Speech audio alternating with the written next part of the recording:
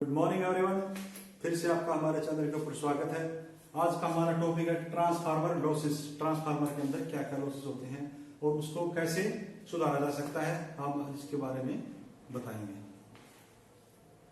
Good morning friends. जैसे कि आज का हमारा टॉपिक है type of transformer losses and how to reduce losses, यानी कि ट्रांसफार्मर के अंदर कितने प्रकार के लॉसेस होते हैं और इनको कैसे दूर किया जा सकता है, इसको कैसे कम किया जा सकता है।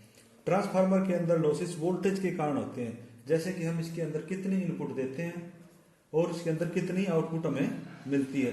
जितनी हम वोल्टेज के अंदर देते हैं तो जितनी कम वोल्टेज हमें यहाँ पर मिलती है आउटपुट के अंदर, और जो वोल्टेज हमें नहीं मिलती उसको हम ट्रांसफार्मर लॉसेस बोलते हैं। यह बहुत ही इंटरेस्टिंग चैप्टर है और समझने से बहुत जल्दी समझ में आ जाएगा। आपको थोड़ा सा माइंड लगाने की जरूरत है और पूरा चैप्टर समझने के लिए पूरी वीडियो देखें। जैसे कि ट्रांसफार्मर के अंदर दो प्रकार के लॉसेस होते हैं। एक होता है कोर लॉस। कोर लॉस को हम आयरन लॉस ही बोलते हैं और कोर लॉस को हम कांस्टेंट लॉस भी बोलते हैं। कोर लॉस इसको क्यों बोलते हैं? क्योंकि ये जो लॉस होते हैं कोर के अंदर पैदा होते हैं। और आयरन लॉस इसको, जैसे इसकी ट्रांसफार्मर की कोर पहले आयरन की बनती थी इसलिए इसको हम आयरन लॉस बोलते हैं। और कांस्टेंट क्योंकि इसके अंदर जितने भी लॉस ये लॉस होते हैं वो कांस्टेंट होते हैं। कोर लॉस, आयरन लॉस इसके अंदर कांस्टेंट होते हैं, यानी कि फिक्स होते हैं। जितने भी है वो फिक्स है, वोल्टेज के ऊपर डिपेंड है। अगर वोल्टेज कम ज्यादा हो जाए तो ये लॉस थोड़े कम ज्यादा हो सकते हैं, लेकिन ट्रांसफार्मर के अंदर जो वोल्टेज है वो कम ज्यादा नहीं होती, वो फिक्स ही रहती है, इसलिए इसको कांस्टेंट लॉस भी बोलते हैं। कोर लॉस दो तरह के होते हैं। एक होता है एडी लॉस और दूसरा होता है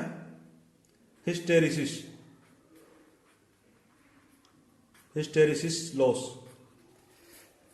हम पढ़ेंगे एडी लॉसेस के बारे में। बहुत इंटरेस्टिंग चैप्टर है, आप थोड़ा ध्यान लगाएं, बहुत ही आसान तरीके से समझ में आएगा। जैसे प्राइमरी वाइंडिंग और ये सेकेंडरी वाइंडिंग है। जिस वाइंडिंग के अंदर हम सप्लाई देते हैं उसको हम प्राइमरी वाइंडिंग बोलते हैं और जिससे हम सप्लाई लेते हैं उसको सेकेंडरी वाइंडिंग बोलते हैं। जैसे ही हमने इसके अंदर सप्लाई दे दी, सप्लाई देने के बाद क्या होगा, इसके अंदर करंट फ्लो करेगा और करंट फ्लो होने के बाद क्या होगा, इसके अंदर फ्लक्स रिड्यूस होगा। ऐसे फ्लक्स रिड्यूस होगा। यह कोर है जो कंडक्टर होती है। कंडक्टर होने के बाद क्या होगा, यह फ्लक्स रिड्यूस होगा और फ्लक्स रिड्यूस होने के बाद इस तरह से फ्लक्स रिड्यूस होगा। वो फ्लक्स इस कॉइल को लिंक करेगा और लिंक करने के बाद इसके अंदर ईएमएफ प्रोड्यूस होगी। एडी लॉस में को हम बोलते हैं भंवर। इस तरह से भंवर पैदा होती है। जैसे पहले आयरन कोर होती थी और आयरन कोर के अंदर ऐसे जैसे हम सप्लाई दी, सप्लाई देने के बाद क्या होगा, सप्लाई देने के बाद इस तरह से भंवर पैदा होती थी और भंवर पैदा होने के बाद इसके अंदर बहुत ज्यादा लॉस होते थे। इस लॉस को कम करने के लिए हमने क्या किया, इस कोर को पतली पतली पत्तियों का बना दिया और पतली पतली पत्तियों को इस तरह से इंसुलेटेड से लैमिनेशन कर दिया, इंसुलेशन से लैमिनेटेड कर दिया। जिस तरह से यहाँ पर भंवर पैदा हो गए, ऐसे और ऐसे। अब ये लॉस है जो एडी लॉस है जो बहुत ही कम पैदा होंगे और जब ये इंसुलेशन होगा तो एक दूसरे को लॉस ये लिंक भी नहीं करेंगे, यानी कि बहुत ही कम लॉस पैदा होंगे। जब जो लॉस यहाँ पर पैदा होगा वहीं पे खत्म हो जाएगा।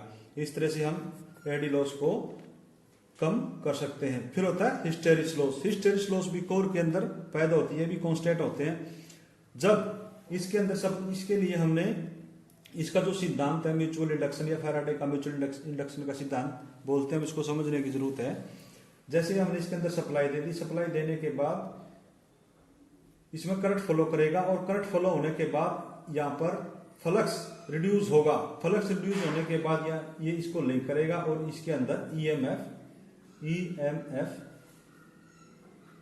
प्रोड्यूस होगा। जो ये जो फ्लक्स होता है ये होता है अल्टरनेटिंग। ऐसे अल्टरनेटिंग जब अल्टरनेटिंग फ्लक्स पैदा होगा तो इसमें मैग्नेटाइज और डीमैग्नेटाइज, जब ये मात्रा ऊपर जाएगी तो मैग्नेटाइज और जब ये नीचे जाएगी तो डीमैग्नेटाइज होगी। ऐसे जब ये मैग्नेटाइज और डीमैग्नेटाइज होती है तो क्या होगा, ये जो कोर है, जो कोर बहुत ज्यादा हिट हो जाती है। हिट होने के कारण ही हिस्टोरिस लॉस है जो वो, जैसे हिस्टोरिस लॉसेस पैदा होते हैं वो मैग्नेटाइज और डीमैग्नेटाइज होने के कारण बनते हैं। तो इस लॉस को कम करने के लिए हमने क्या किया, इसकी जो कोर की जो पत्ती है वो सिलिकॉन स्टील की बनाई गई। सिलिकॉन स्टील की, सिलिकॉन स्टील की पत्ती से हमने कोर बनाया। उनको सिलिकॉन स्टील की पत्तियों को इंसुलेटेड कर दिया गया, जिससे कि ये लॉस हम सिलिकॉन स्टील की पत्ती बनाकर इसको हम कम कर सकते हैं। फिर आता है कॉपर लॉस। Copper loss,